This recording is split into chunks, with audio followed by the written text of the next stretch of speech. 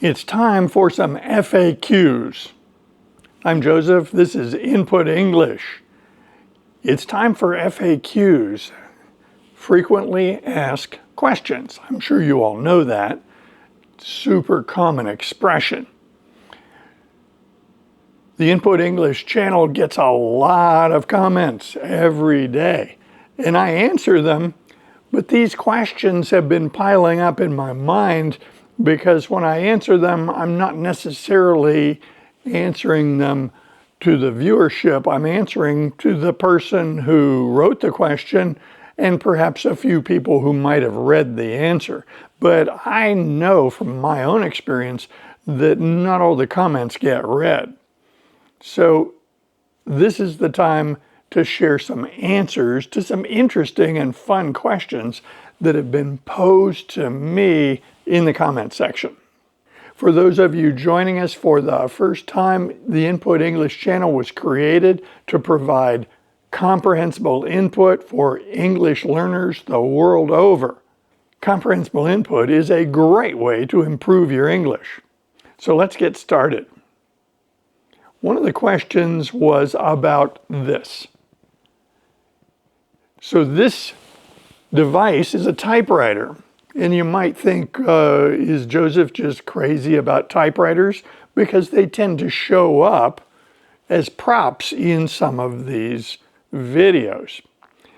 The answer is I like typewriters because I find them interesting. They are examples of human ingenuity, manufacturing expertise. I find them to be symbols of human endeavor. I have not gone crazy collecting typewriters, but I have a few, and many of them are in working condition, so I can use them. This is an example of one that works. This is a 1935 Corona. It was made in the United States, and based on the serial number, it was probably made in the first half of that year, 1935. It came in many different colors. I chose this black, shiny finish because I thought it was beautiful. It reminded me of an old piano. And now you can see why I have the candelabra on it. So the motif of a candelabra on a piano goes back centuries because they were used for lighting. In the 20th century, a performer and pianist named Liberace popularized the use of the candelabra on his piano as part of his act. I think most of us view candelabras as indicating luxury, refinement, sophistication. So when I saw this shiny black typewriter sitting on the desk, I thought it would really be completed by having a small gold-colored candelabra on it. So this little object I bought is for dollhouses. I bought it online. It's not important, but it is fun. Now, while we're on the subject of candles, I've talked about candles in another video, but the history of some of the words regarding candles is a little bit funny. Let's start with the one we've already used, candelabra. Candelabra comes originally from Latin, but I don't think it came straight into English from Latin. Recall that English history included the Norman invasion of 1066. And when the government of England became French-speaking, that brought a lot of French words into English. And they have stayed in the English language ever since. So candelabra came originally from Latin, but there's a French word that is basically the same word. And I absolutely believe that that came into English after the Norman conquest of 1066. In a previous video, I talked about this. So we have two pieces here. This is a candle. It's made out of wax. And then paradoxically, this is called a candlestick. Now, as a kid growing up, this didn't make any sense to me because this looked a lot more like a stick to me, and this didn't necessarily look like a stick. And so as a kid, I thought the adults had it wrong. I figured this was the candlestick, and I was wrong. This is a candlestick. If it is a single device like this holding one candle, you call it a candlestick in English. If it has multiple limbs coming out of it, typically 3 or more likely 4 limbs, perhaps with a candle in the center making 5 candles, then that's a candelabra, like this little toy candelabra on the typewriter. Now, what if the candelabra was hanging from the ceiling? Then you wouldn't call it a candelabra, you would call it a chandelier. And a chandelier is another word that came into the English language from French. One of the questions about the typewriter from one of our viewers is, what is typed on this page? And so I answered that question. I wrote back, the quick brown fox jumps over the lazy dog. And of course, that created another question. What does that mean? It almost sounded like I was getting ready to start telling a new story about a fox and a dog. Well, that could happen.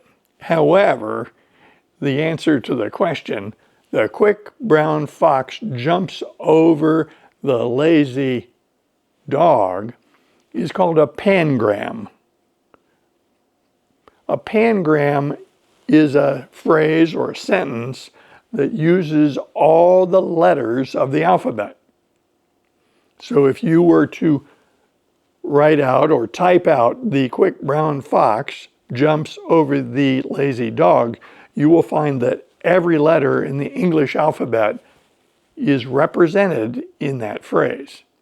So when I am testing out a typewriter, when I get it back from the shop, or perhaps I'm looking at one in a thrift shop, thinking about perhaps buying it, I will type, the quick brown fox jumps over the lazy dog. That's what's on this page. Typewriters are fascinating.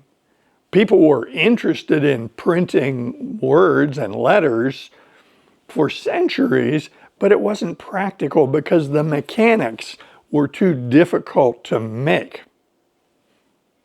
There were designs for typing machines dating back to the 16th century, but they didn't catch on because they were too difficult to make and their functions were not that great.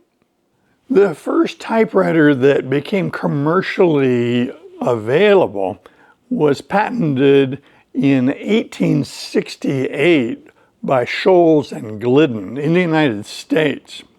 Over the next half century, a lot of other companies got involved in typewriter manufacturing. Really, the technology of making one of these was developed during the Industrial Revolution.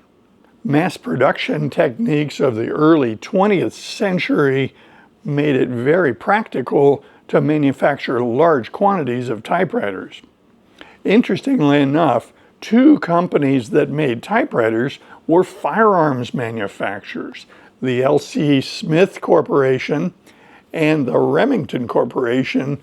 Both made firearms and typewriters, and then later they spun off their different manufacturing into other companies, separating them.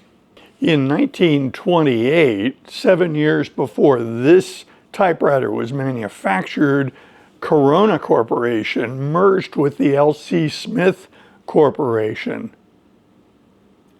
They didn't change the name of the typewriter immediately, but years later they did change their brand to reflect that merger, so the typewriters they manufactured were called Smith Corona.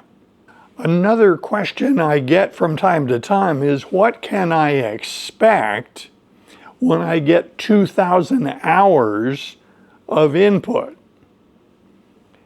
The answer to that is it depends. Now, we are making progress with this concept because when I was growing up, people didn't talk about number of hours of content. They were talking about number of years in school they studied. And the number of years one studies in school using traditional methods isn't very meaningful in terms of what we learn.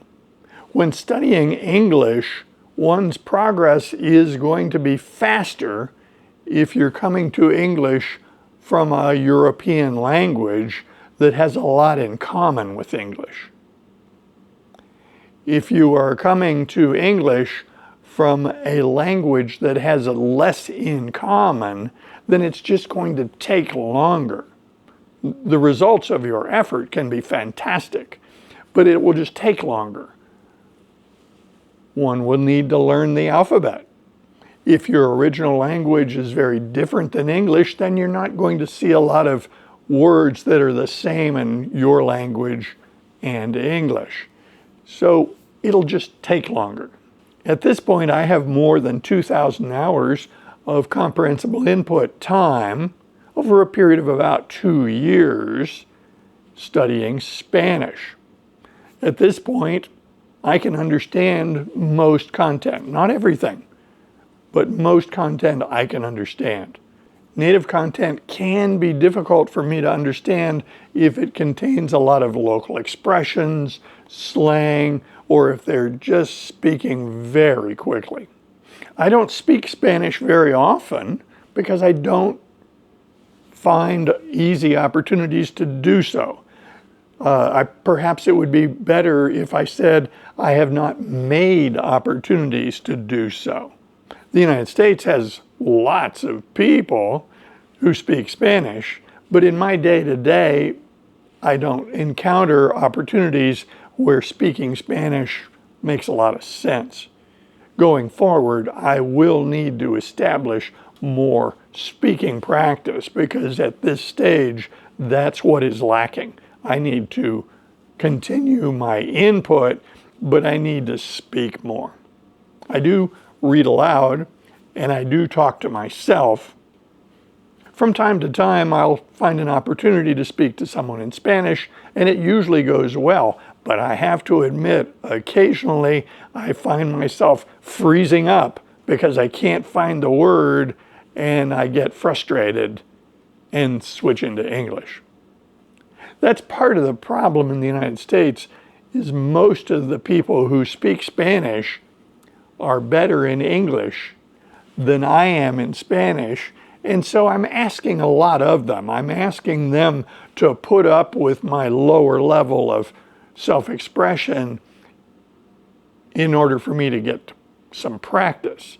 Fundamentally, I don't want to waste someone's time. These are not language exchange scenarios that we've set up. If you add or you have added 2,000 hours to your English learning program, then you're going to understand a lot of English. You're going to be in very good shape. How much more time you need to become fluent is unknown to me, and I'm not here to just give you guesses about it. It makes more sense for you to assess where you are at that 2,000 hour mark and estimate what you're going to need going forward. Do you need speaking practice? Do you need more input? Are you working mostly on building vocabulary? Or does your pronunciation still need some work? So this is the kind of analysis that we do all the time as language learners. Another question that comes up from time to time is, when should I start speaking? Again, there's no specific time that I would tell you you should start speaking. The teaching that we get out of Marvin Brown's work, the work of Dreaming Spanish, other experts in the field suggest that it is valuable to listen a lot in the beginning because that's when we're getting the sound of the language in our head. That's where we're picking up the phonemes so that we will be able to pronounce the language better. However, people come to this channel with many different stories.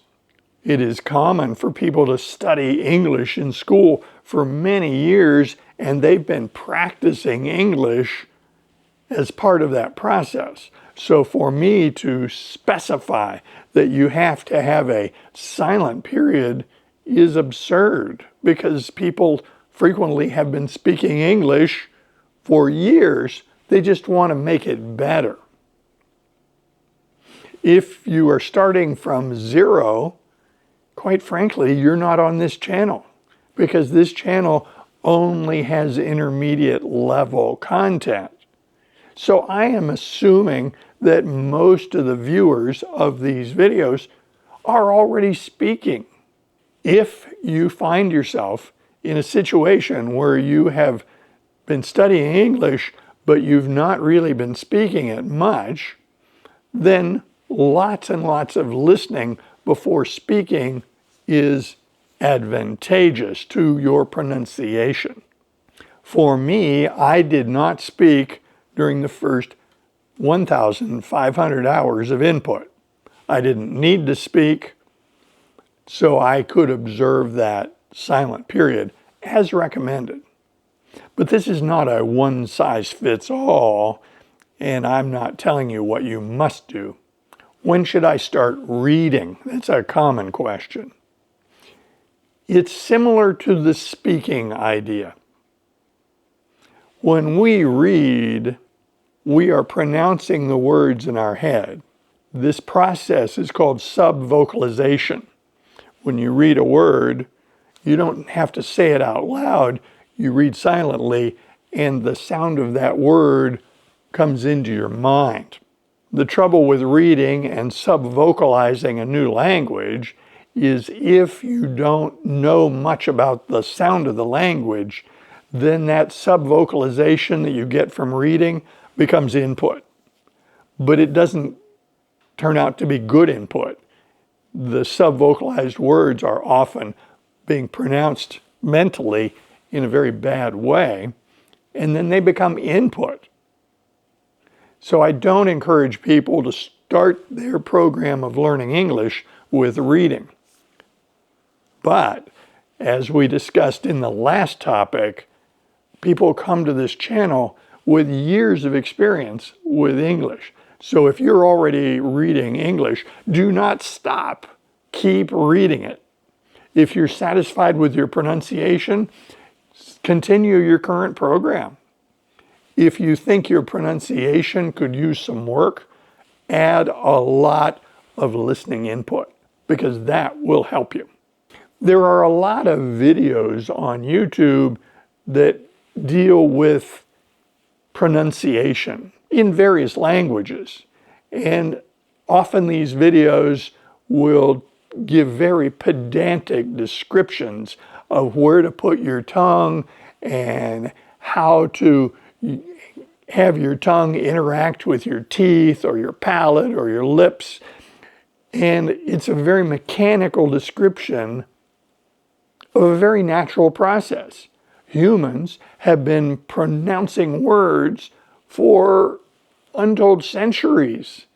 And I find it fairly absurd to make a video to tell somebody, perhaps with a diagram, of where the tongue goes. So how do you get around this? Well, your brain is designed to deal with pronunciation. Human beings are very good mimics of sounds that we hear. We should celebrate this. This is super good news. If we hear a sound enough, we will eventually be able to make that sound using our voice, our breath, and the vocal apparatus that we have. We are super good mimics. So the example I have is the rolled R in Spanish. So for English speakers learning Spanish, the rolled R initially is very frustrating because it's a sound that we don't make in English. It's not part of the English language. And so true to form, You go online and you'll have YouTube videos or websites showing you where to put your tongue and how to do it, and give you strange exercises to do to develop this skill. Well, I repudiate that. I do not support that. What I did in Spanish is just listen and listen and listen and keep on listening, because the brain is designed to solve this problem. My big breakthrough with this occurred because of input provided by Juan Fernandez. So Juan Fernandez has a podcast, a YouTube channel, and a website, and it's either known as 1001 Reasons to Learn Spanish or Español con Juan. Juan Fernandez produced a lot of input, and I used it to my benefit. So I was driving in my car, listening to a podcast of Juan, and he used an expression for something that bothered him. But he used an expression that is common in Andalusia, where he grew up. And he used the word repelús.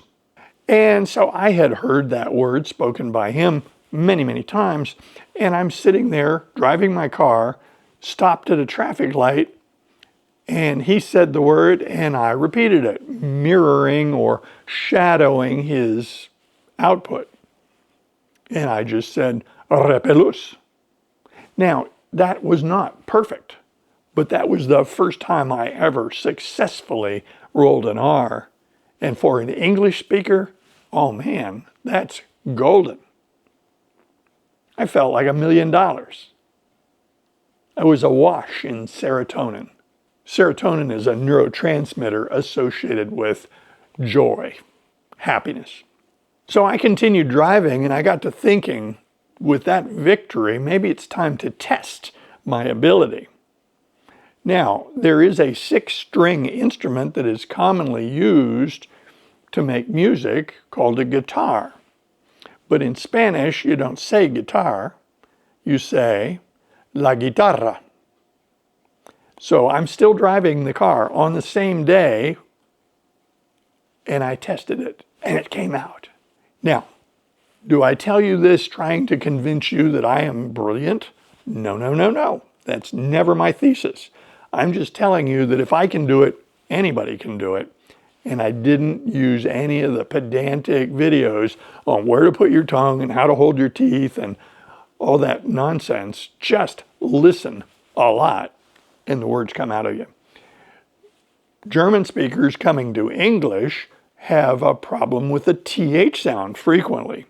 If you listen to it enough, it will start coming out of you. Don't worry about it. The next question that keeps coming up is, how do I use this channel? What should I do with all these videos? So when I started the Input English channel, I knew that on day one, I had nothing to offer people because I didn't have any videos in library. I didn't have anything that people could go through to get a lot of input. And I had learned over a period of years that a lot of input was needed and a little input didn't do much. The common advice when someone starts a YouTube channel is that you should start your channel with 3 to 5 videos. Don't start with one video. And I read that advice from multiple sources, and I thought, well, for an English learning channel, 3 videos is nothing. So during the spring of 2024, I started making a lot of videos. On August 7th, I published 41, and I have published 1 a day since then with 2 misses. There were 2 days that no video came out. My fault. Just happened. I'm not going to lose any sleep over it. So now there are over 250 videos. Now there's a resource. The short answer on how you should use this channel is however it suits you best, whatever you want. It's there for the taking. But if somebody has a specific goal of rapidly building their English language listening skills and their speaking ability, including good pronunciation, I would go through all the videos because they were put there in a fashion that takes advantage of two powerful concepts out of cognitive psychology. These videos in the library take advantage of spacing and interleaving. If you look at these videos, they're not all the same. Some of them are stories about Bobby and his family. Others are stories about me. Others are adventures going someplace, and I show you the scenery and talk about the location where I'm filming. Still other videos talk about how to use comprehensible input. So there's a lot of diversity of content, and by mixing them up the way they are mixed up in the library, your brain will learn better. In school, frequently we just study one thing until we have mastered it. But bear in mind, in school, we're studying for a test score. With language learning, we're studying for life. And you're much better off interleaving, that is, changing the subject and listening to content on a variety of different topics. Your brain will learn better using that. The other concept that's similar is spacing. In school, you might repeat a lesson immediately. Just keep repeating it until you've memorized the information. But remember, in school, we're going for a test score. Language learning is for life. So you're much better off spacing it. So when I watch a video, I'm more likely than not going to watch it again. But if I watch it a second, third, fourth, or fifth time, it's going to be spaced perhaps a week or more out. I don't just start over and watch the same video immediately. Take advantage of spacing. I do see people in the library going through the videos that date back to August of 2024. These videos are still getting views by people who are using this resource to get a lot of contact with the English language. If I were coming to this channel to learn English, I would start at the beginning and watch all the videos, and then having finished all the videos, I would go back to the beginning and watch the ones that seem interesting. And when I finished that, I would go back and watch the ones that still seem interesting. And while this process is going on, bear in mind, I'm making a video a day. And the last question I have for today is, what do I do if I can't understand these videos? And the short answer for that is, it depends. Your learning efficiency, trying to acquire a language with comprehensible input, is the best when you know most of the words. That's when you can watch the video or listen to the podcast and understand the story, understand the discussion, and follow it. That's where your language acquisition is maximal, optimal. So if you're struggling with a lot of words you don't know, then your efficiency drops off, and then you're not getting much benefit for the time you're putting into it. So if someone were to look at these videos on this channel and find them too difficult, don't be hard on yourself. You're just not ready. Don't struggle with this content. Go find some easier content. Now, yesterday I published a vlog that I did with James of English Sponge. English Sponge has more beginner content. There is material on English Sponge that will be easier to understand. I can also direct you to another channel called English After Hours. That is Rebecca from Ireland, and she has a lot of beginner content. So if you don't understand these videos and you find it really a struggle, don't get upset. Just put in a bunch of time on easier content, then come back, because you're always welcome here. This content doesn't change. Once it's recorded and published on YouTube, the content level doesn't change. But what changes is you. As you get more experience with the language, your level in English will rise, and then these videos will seem easier. I saw that in my own journey in Spanish. I watched a lot of videos and discovered that they were just too difficult. So I just put them aside and came back many months later, and it was like magic. They were simple. They were easy. I understood them, bearing in mind that they didn't change. I had changed. I read all the comments and I answer each one to the best of my ability. And from time to time, we can do an FAQ review to get the word out to the viewership about these common topics. I invite comments below, and if you like videos like this, be sure to click on this one next. See you soon.